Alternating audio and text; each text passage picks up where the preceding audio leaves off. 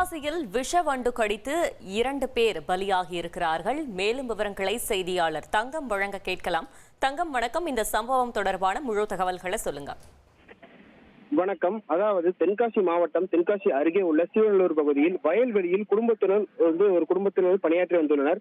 அந்த குடும்பத்தைச் சேர்ந்தவர்கள் வயலில் வேலை பார்த்து வந்த பொழுது அப்பகுதியில் உள்ள தென்னை மரத்தில் உள்ள கடந்தை வண்டு கூடானது இருந்த நிலையில் அது எதிர்பாராத விதமாக கலைந்து அதிலிருந்து வந்து கடந்தை வண்டுகள் அங்கிருந்த 5 பேருக்கும் மேல உள்ளவரை கடித்துள்ளது.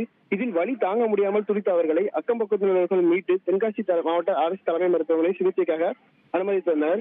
இதில் 5 பேர் சிகிச்சை பெற்று வந்த நிலையில் அதில் மூத்த தம்பதியிலான சண்முகப்பிள்ளை மற்றும் மகராசி, அதாவது சண்முகப்பிள்ளை என்பவருக்கு வயது 85 மற்றும் மகராசி என்பவருக்கு வயது 80, மூத்த தம்பதியான இவர்கள் தற்போது எதிர்பாராத விதமாக உயிரிழந்துள்ளனர். மேலும் இருவர் தீவிர சிகிச்சை பிரிவிலும் ஒருவர் சிகிச்சை தென்காசி மாவட்ட தலைமை அரசு வழங்கப்பட்டு வருகிறது.